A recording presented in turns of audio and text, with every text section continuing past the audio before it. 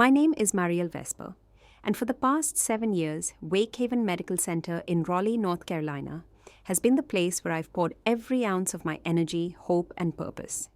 Some nurses talk about finding their calling. For me, nursing was never just a calling. It was the only place in my life where things felt stable, predictable, and meaningful. But on a warm Thursday night in early spring, right around the time the magnolias outside the hospital start blooming, everything I built began to crack, and it all started with one shift, one chart, one person I trusted.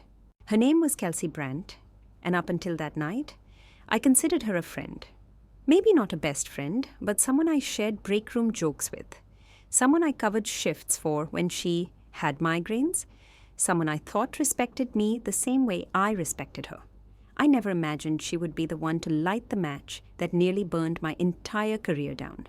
At around 11:45 p.m., I stood at the nurse's station finishing my final medication log entry. My patient, Mr. Halpern, had been stable all evening. An easy case, recovering from surgery, no complications.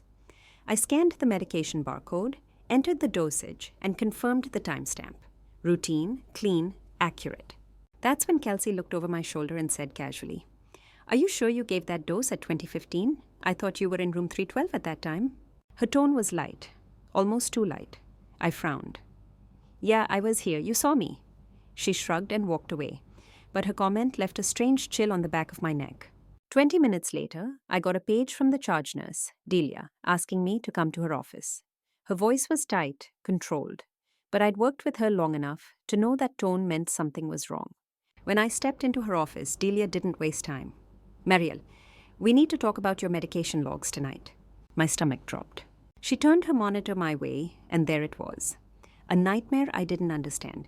The 2015 dose I had administered, it wasn't logged. Instead, the system showed a completely different entry. A dosage, twice the amount, entered 15 minutes after I had supposedly given it, and the person who made the entry wasn't me. Delia's voice was stern but not unkind. "This looks like a medication error, a serious one." My heart slammed against my ribs. "What? No, Delia, I logged that dose myself. I scanned it, I followed protocol. I don't know what this is, but it's not mine." She clicked to expand the metadata. "Mariel, the entry was made under your login." I stared at the timestamp. 21:02. At 21:02, I had been in room 312 helping a patient struggling with nausea. Half the staff saw me. "This isn't possible," I whispered. My voice cracked. "Someone must have—" But Delia cut me off gently. "I'm not accusing you, but we need to investigate, starting immediately."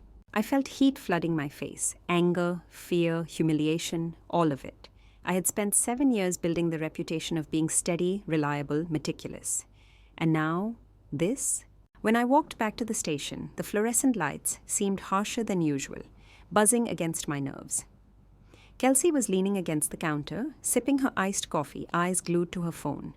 When she looked up, her expression flickered, just for a second, into something that twisted my gut. Concern, pity, no, satisfaction.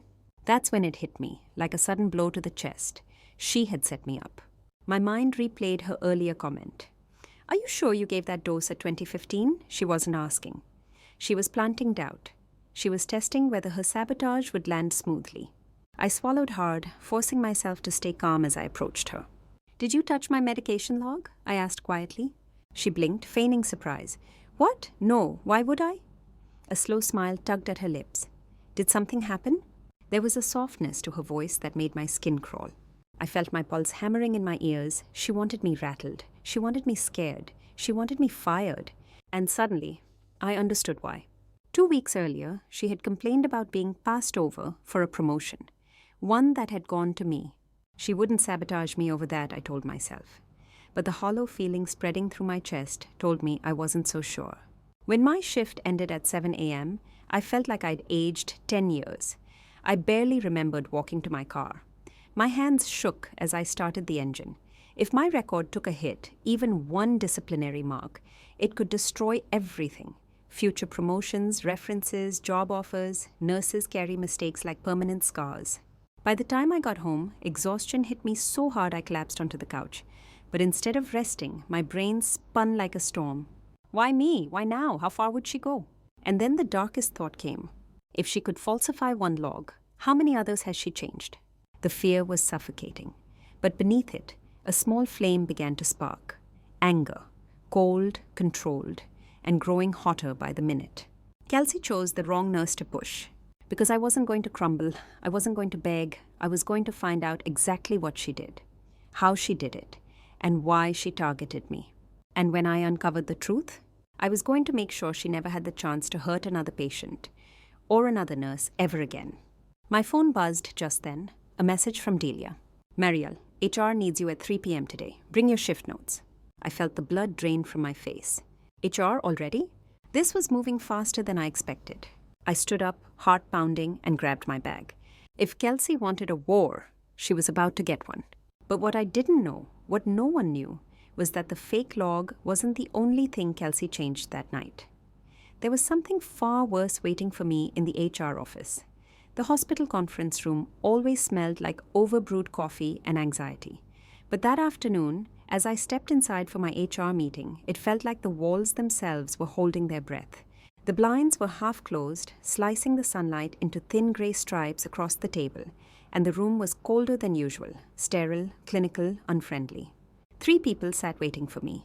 Delia, my charge nurse, Mr. Rollins, the HR investigator, and a woman I'd never seen before. Tight bun, sharp glasses, a stack of papers in front of her. Mariel, Rollins said, standing to shake my hand. This is Ms. Hargreaves, our compliance officer. Compliance officer?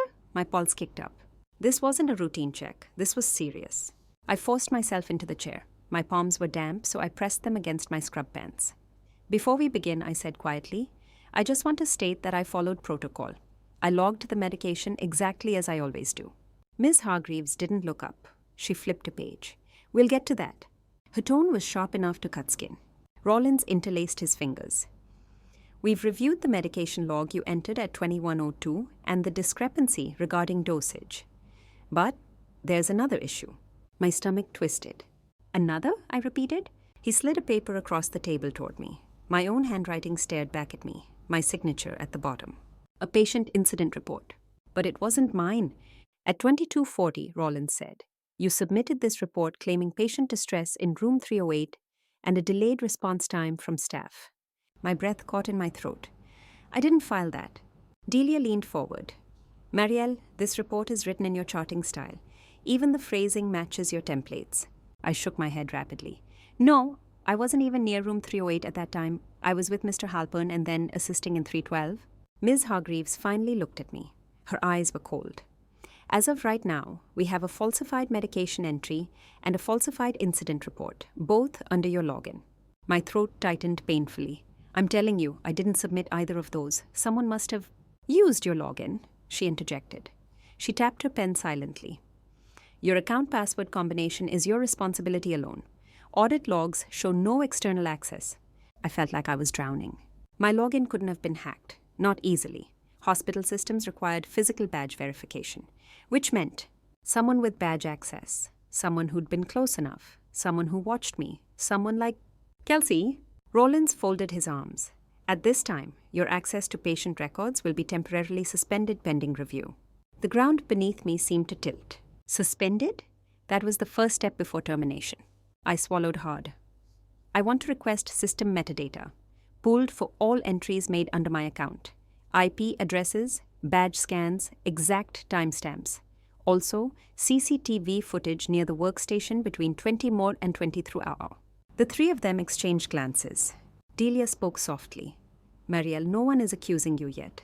Let's take this one step at a time. But Ms. Hargreaves added, we will comply with your request. However, understand that the burden of proof is substantial. I nodded stiffly. They dismissed me with instructions to remain available for further questioning, which felt less like a directive and more like a warning. As soon as I stepped out into the hallway, my legs finally stopped pretending to be strong. I leaned against the wall, pressing my hand to my forehead. Nurses and doctors passed by, unaware of the storm brewing behind these conference room doors. My reputation, my career, was dangling by a thread, and the person who cut it was walking around the hospital as if nothing happened. I had 2 hours left before my next shift started. I didn't want to go home. I needed answers. So I headed to the one place where truth hides in plain sight, the IT office. It was tucked behind radiology, a cramped space filled with humming towers and half-finished energy drinks. Evan, one of the IT analysts, looked up as I entered. "Mariel, haven't seen you down here in a while?" I forced a small smile. "I need help. Quiet help." His eyebrows shot up. "Oh, the interesting kind. Potentially career-destroying kind," I whispered. He stood up immediately. I told him everything, every detail from the missing medlog to the forged incident report. As I spoke, his expression darkened. "Look," he said, lowering his voice, "I'm not supposed to help outside official requests, but if someone is messing with charting logs, that's dangerous, and I'm not letting a good nurse get tanked for it." Relief washed through me so suddenly I nearly cried. He pulled up the access logs. Every screen that lit up felt like a countdown. 2102 medication entry. Badge login. Mariel Vesper workstation. Nurse station. B user location. Confirmed. But then Evan frowned. "That's weird." My breath hitched. "What?" He turned the monitor toward me. The workstation shows 2 badge authentications within the same minute. My pulse pounded. 2? "That's impossible," I whispered. "Not if someone badged in behind you while you were away from the desk and used your open session." My mind flashed back to helping the patient in 312. I had left the workstation open for less than 5 minutes. 5 minutes was enough time for someone to slip in, make the entry, slip out. Evan clicked again. A new window opened, the camera list. "You didn't get this from me," he muttered as he pulled up the hallway feed. The footage loaded. At 2102, the camera showed me leaving the desk and heading toward 312. 10 seconds later, there she was. "Kelsey." She appeared on the screen like a ghost, quiet, quick, glancing around. She sat at my workstation, typed, looked over her shoulder, typed again, then walked away. My entire chest tightened. Evan exhaled slowly. "That's pretty damning." My voice was barely above a whisper. I knew it. I knew it was her. But then I saw something else, something that made my stomach twist harder. She wasn't alone. A man stood at the far end of the hallway, talking to her before she slipped into my workstation. He wasn't hospital staff. I'd never seen him before. He handed her something small, something she pocketed. "What is that?" I murmured. Evan squinted. "Looks like a USB key? Maybe a badge duplicator? Hard to say." "Badge duplicator." My skin went cold. She wasn't just sabotaging me. She was working with someone. Evan turned to me. "Mariel, whatever this is, it's bigger than a workplace argument." I nodded numbly. Bigger, more dangerous and targeted. I straightened my shoulders. "Evan, can you send me this footage?" "I shouldn't," he hesitated, then sighed. "But I will." He transferred it to a secure drive and handed it to me. "Be careful," he said. "If she's willing to risk a felony for this, she won't stop here." I closed my fingers around the drive. "I know." As I stepped out of IT, a new message buzzed on my phone. "Unknown number. Stop digging. You won't like what you find." My heart froze. Someone was watching me. When I left the IT wing, the air in the hallway felt heavier, like the entire hospital was suddenly watching me, breathing down my neck. Every fluorescent light seemed too bright, every footstep too loud. For years, these corridors had been my second home. Now they felt like the walls of a maze someone else controlled. I clutched the USB drive in my fist as if it were the last piece of solid ground under me. The anonymous message still glowed on my screen. "Stop digging. You won't like what you find." My fingers shook as I locked my phone. I didn't know what scared me more, the threat, or the fact that someone knew exactly what I was doing when I was doing it. My next shift was starting soon, but walking onto the floor now felt like returning to the scene of a crime I didn't commit. A crime I was being framed for. A crime someone expected me to lie down and accept. But I wasn't going to. As I reached the break room, I found Nina, one of the night shift nurses, tying her hair back. "Hey, you look like you've seen a ghost," she said. I gave a hollow laugh. "Something like that?" "Delia told me HR pulled you in today. You okay?" "No, not even close." But I pushed out a slow breath. "Working on it?" Nina nodded sympathetically. "If you need anything covered tonight, just say so." That simple sentence, normal, human, supportive, nearly cracked me open. I wasn't used to feeling weak at work, vulnerable, but right now, I felt like one wrong move could send the entire floor collapsing under me. I thanked her, then headed toward the nurse's station. My station.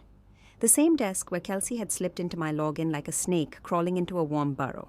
And there she was.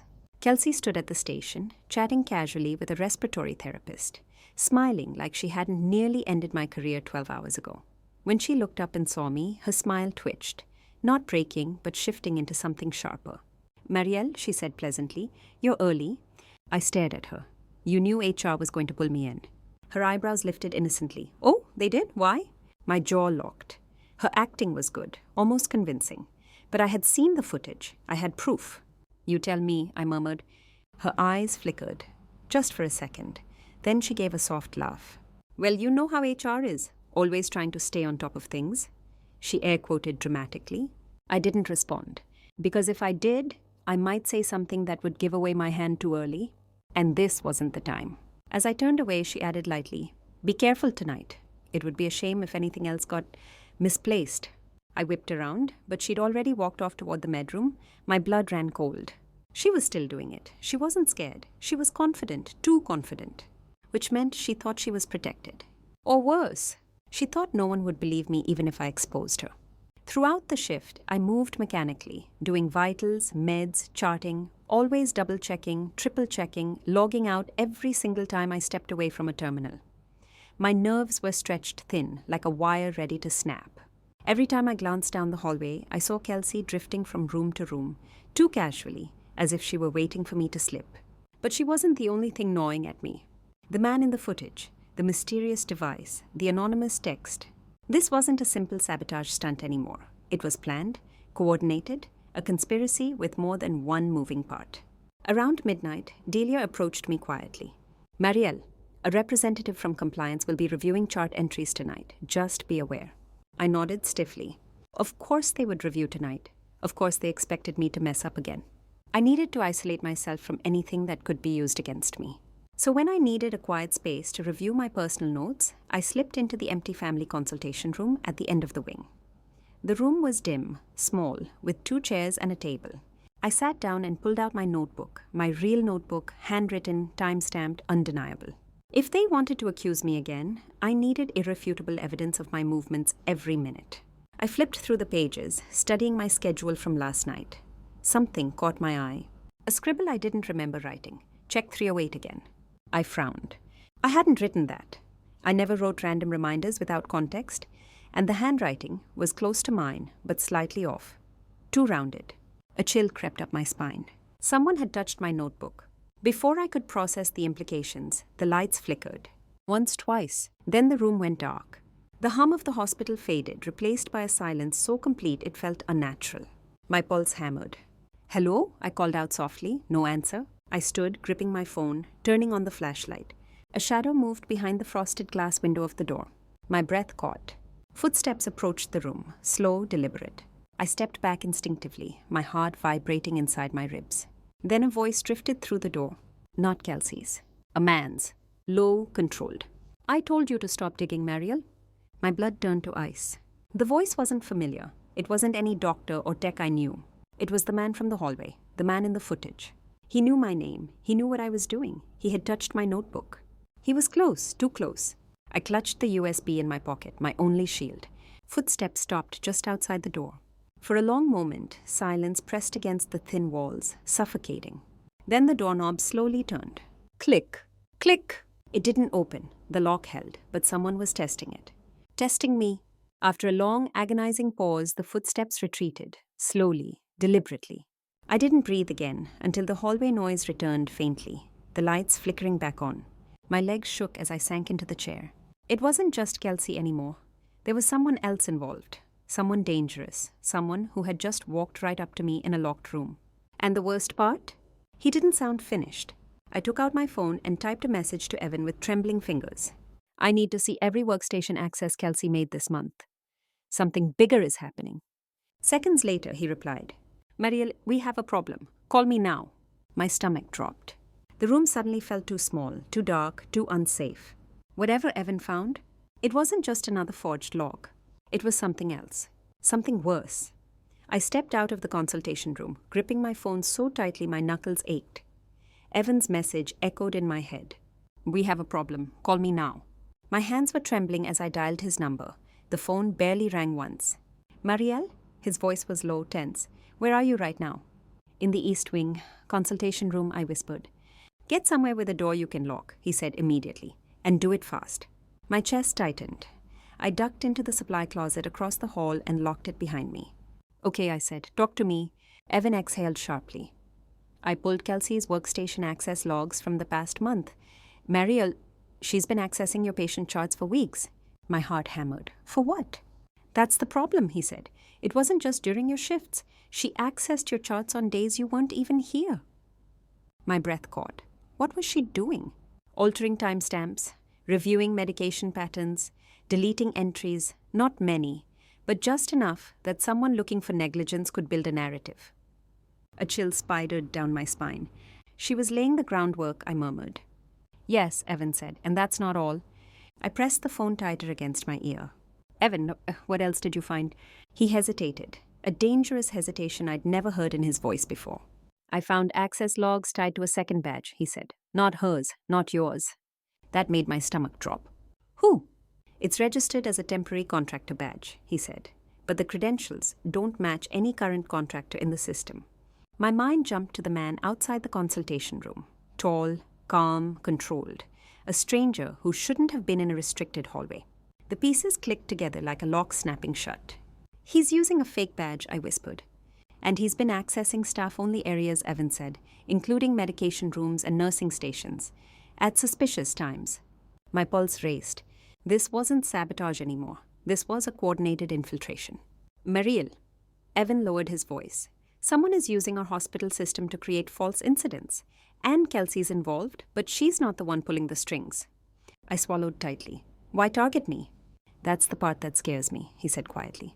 Because based on the logs, you weren't the first. A cold wave rolled through me. How many? I whispered.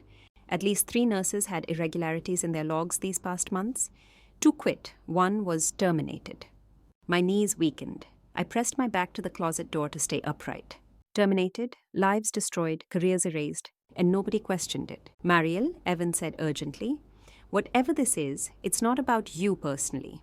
There's a pattern. Someone is testing vulnerabilities in our documentation system, and you're the next target because you're the one who noticed. My throat tightened. Evan, what am I supposed to do? Before he could answer, I heard something outside the supply closet. Footsteps. Slow, intentional. I froze. Mariel, Evan whispered, are you there? I didn't respond. I didn't breathe. The footsteps stopped right outside my door. A shadow passed under the small gap at the floor. My pulse roared in my ears. Then, a soft tap on the door. Just one. Evan's voice was barely audible. Mariel, what's happening? I swallowed hard and whispered, someone's here. Silence. Then another voice, muffled by the door, deep and calm. Male. Mariel, open the door. My stomach twisted violently. It was him. The man from the hallway. The man from the footage. The man whose voice had slithered through the consultation door like poison. I backed farther into the closet, pressing myself against the shelves. The man's voice came again, slower this time. I just want to talk. My voice cracked. Go away. A pause, then the faint sound of metal brushing metal. My heart nearly stopped. He was trying to pick the lock. Mariel, Evan said sharply, get out of there, now! There's an emergency exit at the end of the east wing. I whispered, I can't, he's right outside. The lock clicked. Just once, a test. A warning. Footsteps retreated after that, slow but certain. I didn't move until at least 30 seconds passed and the hallway sounds returned. Only then did my muscles unlock enough to move. I'm heading to the exit, I whispered. Go, I'll meet you outside, Evan said. I slipped out of the supply closet and made my way down the hallway, forcing my steps to stay silent. Every shadow looked like it could come alive. Every open door felt like a trap. When I reached the emergency exit door, I pushed it open and rushed out into the cool night air. I expected relief. Instead, I found Evan standing under a security light, white-faced, holding a printout in his hand. Mariel, he said, voice shaking, you need to see this. I hurried over. What is it? He handed me the paper. At the top was a title that made my blood run cold. Incident Report Review. Pending disciplinary action, M. Vesper. My hands tightened. They can't be serious. Look at the date, Evan said. I scanned the page. The report was scheduled to be filed tomorrow morning, less than 12 hours from now. And attached to it was something far worse. A list of alleged medication errors under my name. Errors I never made. But they were time-stamped, documented, and matched the falsified logs. All meticulously constructed. All designed to make me look guilty beyond question. They're going to fire me, I whispered, before I even get a chance to defend myself. Evan swallowed. It gets worse. He flipped to the next page. My breath stopped. Because printed there was my signature, my forged signature, on a confession form. A confession stating I admitted to negligence and agreed not to contest termination. I stared at the paper, numb. They expected you to be too overwhelmed to fight, Evan said quietly. They planned to corner you tomorrow. Present this. Force you into a meeting without representation. My chest tightened. Fear, rage, disbelief, all fighting for space. They were going to end my career, I whispered. Permanently. Evan nodded slowly. Unless we expose them first. I looked up at him. The security light cast a harsh glow on his face. What did you find, Evan? What is this really about? He hesitated, then said the words that twisted everything into a new shape. Mariel, it's about money. A lot of it. Someone is manipulating patient data to cover up drug diversion. And if we don't move fast, he swallowed hard. You're going to take the fall for all of it. The night spun around me. Drug diversion, false logs, a fake confession, a shadow man stalking me through the hospital. And I was next in line. The wind howled through the exit corridor. Somewhere behind us, a door slammed. Evan's eyes widened. Mariel, we're not alone.